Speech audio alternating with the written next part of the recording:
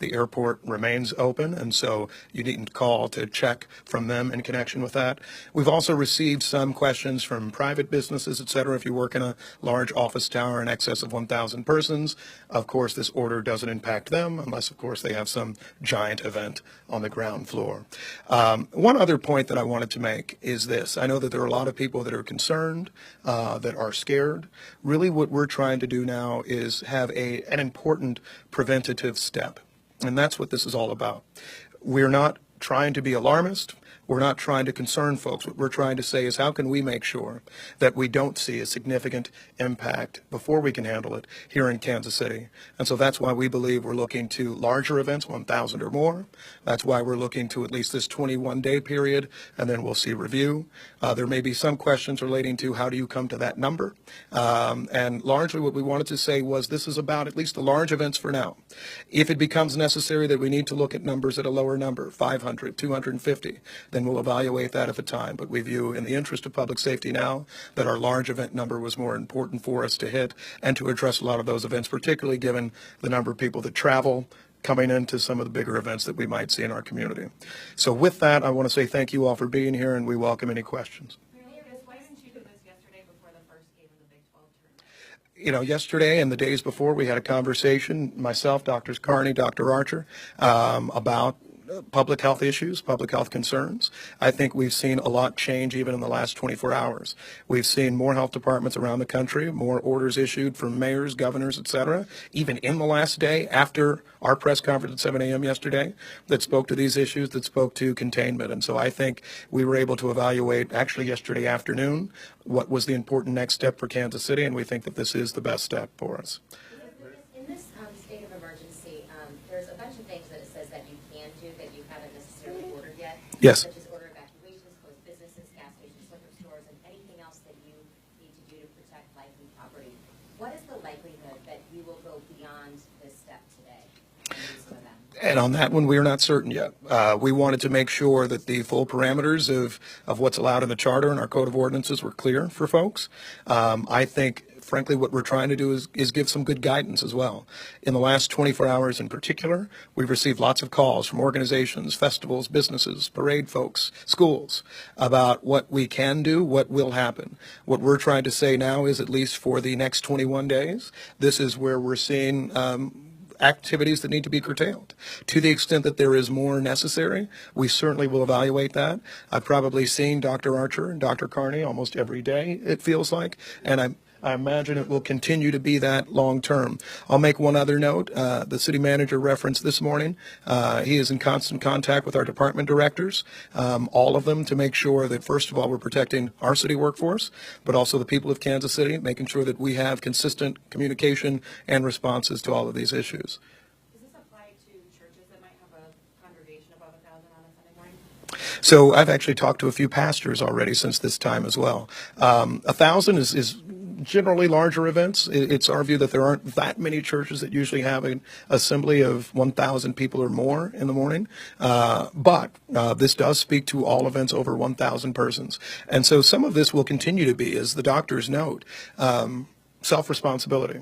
And I would think that if you run an organization, frankly, if you run an organization outside of Kansas City, and I include in that some jurisdictions that themselves have large arenas and stadiums, I think it's important for everyone to evaluate whether this is a time that we should be encouraging large events, which we would discourage, or if you should say perhaps there are smaller groups. Maybe this isn't the time for our bigger events, our bigger travel events, et cetera. And so we would actually think that this order, it technically applies to only so many folks, but we hope more people actually listen to the spirit of it. So it does apply to churches. You said in the tone of your comments here, it seemed to be when, not if, once we start seeing. Absolutely. You agree on that?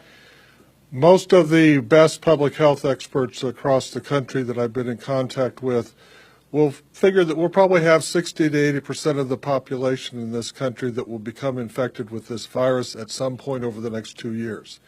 These are measures to slow it down, to make sure that the number of high-risk folks that are becoming infected, and I want to remind people, for 4 out of 5 people, this is an illness that they might miss a few days, rest at home, and heal without any medical care at all. And this is part of the reason of this decision of what day do you make these decisions on. When we cancel these kinds of events, we have a large population in this city that are paycheck to paycheck, that are having trouble making their rent, that are having trouble feeding their kids. And if they can't get this work with these various events, we have other health consequences of these decisions. So that's why we're looking at this for only 21 days to kind of see what is the negative effects of these decisions and occurrences, because they are significant also, and we've got to weigh this. Personal responsibility of not spreading this disease is still the most important part. Now, let's say you have an event for 900 folks, but most of those are going to be high risk. You should be doing the right thing and not having that event anyway. And we'll be looking at this, we'll be evaluating it. We still don't have person-to-person proven transmission in the city. So we're not going to overreact or underreact. We're going to be doing this and monitoring our decisions on a daily basis. How many people do you estimate have the coronavirus or COVID-19 who are walking around Kansas City today, don't know they have it or have little to no symptoms? Based on what Seattle and some other places that have done some modeling of this, where they have like 160 a few days ago, and that number continues to change, of presumptive cases that are being confirmed, their modeling shows that if they have 160 of those cases, they probably have way over 1,000 of actual cases in the community. So yes, we have, I believe, cases in the community. Those folks in most cases don't even know that they're ill or can get well just by resting at home. And again, the transmission problem for folks that aren't high risk is not a serious issue right now. It's the high risk folks that we have to protect. Moratoriums on visiting nursing homes, because if you are asymptomatic, you don't know you're ill, and you take coronavirus into a nursing home, look at all the deaths that we've had in the state of Washington because of that. So this is a slowing down, social distancing kinds of things. If we can change the average number of people that become infected from each person, we can slow it down, and then it won't overrun our emergency rooms, our ICUs, and we will have enough ventilators to treat everybody. Dr. Archer, as you know, Congress and others are talking about additional resources for state and local governments. Yes. Can you tell us whether you think you have or we have in Kansas City the resources to deal with what you think may be coming, not just in your office, but hospitals, doctors, nurses? I mean, a month from now, are we prepared? We absolutely need more resources. The risk to Americans is much higher from communicable diseases, whether it's natural or an intentional release, than it is for being attacked by a foreign country. And yet, we'll have 100 times the budget in the Department of Defense, and the Department of what I would call biodefense, which is the CDC, is way, way underfunded. Well, it all trickles down or doesn't trickle down. And our support here locally, I get 38 cents per person out of the general fund from the state of Missouri for public health purposes. Now, the 9.88 plus million that's supposed to be coming to the state of Missouri, this will help, but we needed this 5 years ago to be able to build all the things that we need to be building. We are building the landing craft after we've already taken off right now. Dr. Archer, it sounds like you're giving us a conflicting message. A conflicting message in this sense. Don't worry, the risk pool is low, but then 3 minutes ago you said we already have virus cases in the city. Which is it? It's not a conflicting message from my perspective. Yes, we have cases, but with 2 million folks, if you have 5 or 6 cases or 10 cases or 20 cases, and on average they're only going to infect 2 or 3 people, that's not high risk for folks. It's still much higher that you're going to, die from a motor vehicle crash in the city or other things that we aren't reacting in quite the same way. So that can change, though. If you have a doubling of cases every week, Seattle and state of Washington is talking about if they have 1,000 cases now, in 7 weeks, they can have 64,000 cases. So there's a difference between what we're seeing now and what I predict we will be seeing if we're not taking these measures. Dr. Archer, what are we lacking here in Kansas City? I'm sorry. I mean, you said that, we need some extra funding and things like that. To deal with this COVID-19 thing that's going on right now, what are we lacking here in Kansas City? What do we need to properly take care of this? So we're moving forward to adding positions of what we call disease detectives. So just like if you have homicides and you're trying to close a homicide case, if we have an exposure where we have somebody that's positive, how many people were they then exposed to? And then we have to work to find out who those are, figure out what their risk is. Can we then get them into some type of voluntary quarantine or not? So there's a whole bunch of pieces that can start moving up very quickly. Our folks have been working a lot of overtime, even if they're not in overtime eligible positions, to manage what we're doing right now with actually 0 cases, but we're monitoring a number of cases, and those are expanding. Right now, there isn't required monitoring for a lot of these folks that are coming back from countries that have high risk. And we need to be finding ways to do that. We don't have the current staffing. We're trying to work out ways to support all of our universities that are bringing students back. We have folks coming back from other universities in Boston and other places where they're basically closing and saying it's going to be electronic, and they're closing their dorms. So those students that may have been exposed are coming back to Kansas City. So there's a whole bunch of what we call shoe leather epidemiology work that we're struggling with right now. There will be position relief coming, but it's not new to public health. We have TB go up, we get positions, we bring TB down, they take the positions away, we get TB back up. We're in this cycle a lot of times, and we're in that right now. But I have a good, strong team. We have a lot of commitment. That's part of why we're doing these resources. But I'm as much or more worried, how are we going to feed our kids? How are we going to keep our eviction rates from going up as we're dealing with these issues right now? How many people are in monitoring and how many have been tested?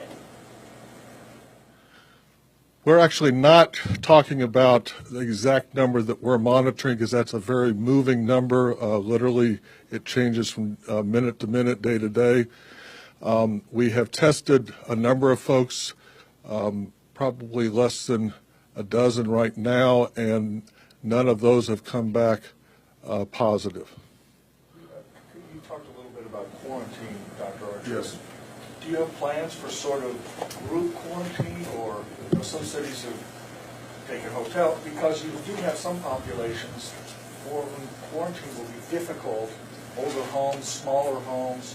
I mean, We've been talking about that. We are in literally daily contact with most of the other big city health departments, the other 29 of us that are part of the Big Cities Health Coalition, that are on the front line of a lot of this activity going on right now. And yes, we have identified the potential of, does the state or do we need to secure a hotel for this kind of work? We've had unfortunate situations where, as an example, a person that may be monitored for potential exposure, and then they have a family member that has an immune deficiency. And so then we've got to deal with, okay, and if that person is not of age, then how are we going to be separating them from that parent? And so we're having these conversations. Luckily, we haven't had to actually do any of that, but we may have to. That's what I'm asking for. If you feel you have the resources for those kinds of problems and decisions a month from now. I am comfortable that we will get those resources. We don't have all those right now. I have a comment as well. So as an emergency medicine physician and an EMS physician here in the region, the most important thing that we can do to help us be ready in a month is protect our 911 services and protect our emergency departments. If you have a mild illness and are otherwise healthy, a lot of this can be done at home. So what we are recommending on the hospital side is that you call your primary care physician, before going to your primary care physician's office. So the biggest thing for us, what Dr. Archer was talking about, the infrastructure concerns in regards to ICU beds, ventilators, those will be needed for at-risk populations, older than 60, heart disease, lung disease. So if you are younger than 60 and do not have comorbidities and only have mild symptoms, in lieu of calling 911, what most cities are recommending is that you call your primary care physician instead to help protect those resources. That way we can be ready in a month or so. Can I ask Mayor quickly? Are you asking otherwise healthy people to avoid gathering in places like entertainment districts in Westport or Crossroads? Is there a reason to avoid that at this point?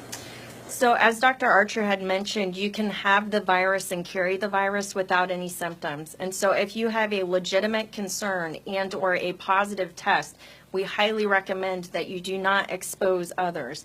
Because even though you might be okay, the patients at risk and the higher risk populations that we discuss might not be okay. So if you do come into contact with a COVID-19 patient, if you are told by the health department to self-quarantine or isolate at home by the time you become symptomatic, the most important thing you can do as a young individual is protect those at risk.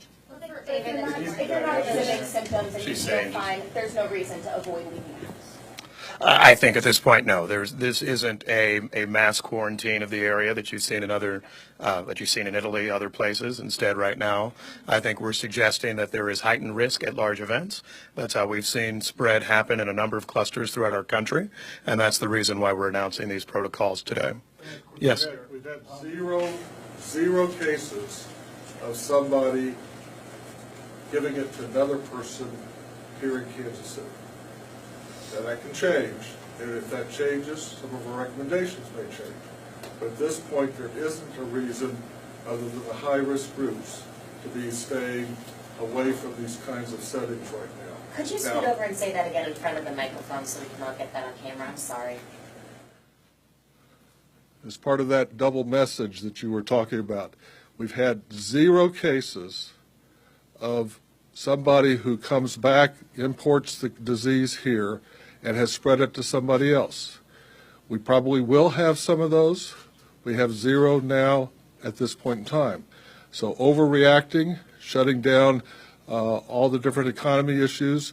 Now, if you are a teenager in a home with a bunch of high-risk folks, then maybe you shouldn't be out in some of these venues once we see it starting to take off more in the community. But at this point, we're not seeing that. So our messages will be changing. Luckily, we've got all you to be able to get that message out. I'm surprised you didn't ask about sick leave because you had a great editorial on that issue, and I published something a couple of years ago about why are we the only country that's advanced, quote unquote, and doesn't have mandatory sick leave, and we need to get that fixed. And so I'm hoping. Agreed. So we need it at the federal level to overrule that. It's an interesting conversation. Yes, David. I just did some quick math. The Royals home opener is 22 days away. Did that play any role in this 21-day window? But have you talked to the team? Because you wouldn't want to cancel the home opener the day before, one assumes. Right. Have you talked to them, or do you anticipate Major League Baseball canceling? So I talked to a representative from the Kansas City Royals yesterday. As I understand it, they have formed their own coronavirus task force. I know there are extensive conversations with Major League Baseball that I think will impact ultimate decisions being made. I think much like we saw the NCAA, the Big 12 conversation yesterday, I think there will be conversations that baseball is having more broadly. In terms of the question,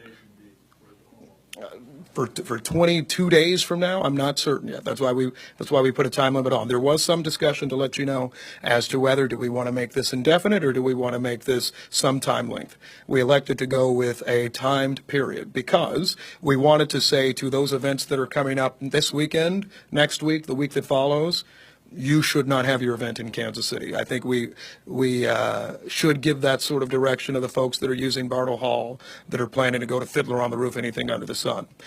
We think that 3.5 weeks out, 4 weeks out, we'll have enough time to have a conversation and communicate that, whether it be with the Kansas City Royals or any other spring events. But at this point, we are talking a lot, and I imagine well before opening day, we will have an answer as to whether opening day itself will be played in Kansas City or not.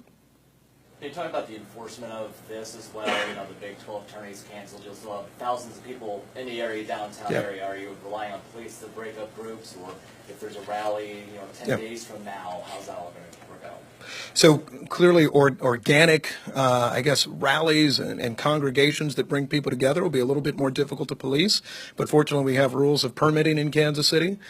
We know when most conferences are coming, and we have a record certainly of everybody that's either performing at the music hall or doing an event at Bartle Hall, because those are city-owned facilities. And so this is more of a directive to folks to say that we aren't allowing them. And in terms of how we police it, we have the health department, we have regulated industries, the police department, ultimately the fire department, et cetera, to make sure that we're carrying out these directives for folks. We have a social media question from a resident. They want to know, can you ask what protections will be afforded to residents who are living paycheck to paycheck, and will be forced to miss work as a result of current events? So what protections are given to residents who are living paycheck to paycheck? I think in many ways what Dr. Archer mentioned, frankly, what we try to do each day in local government to make sure people will be all right is what we're doing in this situation now. That's why the public transportation system's still going. That's why you see us continuing to invest, frankly, in the health department, emergency medical services as well. And so we understand that there will be an economic impact. The first economic impact will largely hit our convention, our tourism industry, at a time where it's not necessarily good for them to be hit. But we understand that that's part of what we're dealing with, but there are a lot of people who work in those industries. We are cognizant of that. In the interest of public health and public safety, we made these decisions, but we're aware of the fact that this may need more support from the city in any number of different areas, and we'll look to that as we proceed, not just over the next several weeks, but over the rest of the year. Are you good? Congress is looking at some of those relief issues also. Yes, and the good doctor notes that Congress is looking at those relief issues. We certainly will make sure at the local government level we address them as well, and we'll talk to everybody in Jefferson City in connection with it. And so with that, we thank you. We'll have probably more opportunities to visit, and appreciate you being here. Thanks. Kansas City, Missouri Mayor Quinton Lucas speaking with local health officials about the emergency declaration, state of emergency for 21 days in Kansas City, Missouri. Cancellation delays of all events that have more than 1,000 people there. He is also barring non-essential travel, both domestically and internationally, for city employees. Well, and the mayor as well as Dr. Archer all emphasized the fact that this is an abundance of caution, but what is necessary. You heard Dr. Archer talk about the fact that we could be seeing this for another 2 years here in the metro, and that's a minimum. They did confirm 4 cases right now in Johnson County, Kansas, 3 new cases that were just reported today by the Johnson County Health Department. That's right. In Missouri, there is 1 confirmed case right now. That's on the other side of the state in the St. Louis area. And we talk about what's closed. The mayor made a point of saying the airports are still open. Large schools are still open. Public transit will stay open. Here's what we know has closed in really just the last 24 hours. You have the Big 12 tournament that officially shut down this morning, the Fan Fest associated with that, Kansas City St. Patrick's Day Parade, along with the Snake Saturday Parade as well. Yeah, Brookside St. Patrick's Day warm-up parade. It is not happening now. Shawnee St. Patrick's Day Parade, it's been canceled. The Kansas City Home and Lifestyle Show at the KC Convention Center canceled as well. And you heard the mayor talk about Comic-Con. We checked on their Comic-Con Kansas City. We did check on their Twitter feed. They said just about 20 minutes ago, they tweeted that they need a little bit of time, that they will be out with an announcement, though. So if that's something you plan to go to, be watching for that. Right. We've been seeing these updates by the minute and by the hour ever since last night, and the president spoke from the Oval Office. So we will continue to watch all of these changes. We will have updates for you later today here on KMBC 9 News and online at KMBC.com. A state of emergency in Kansas City, Missouri for the next 21 days.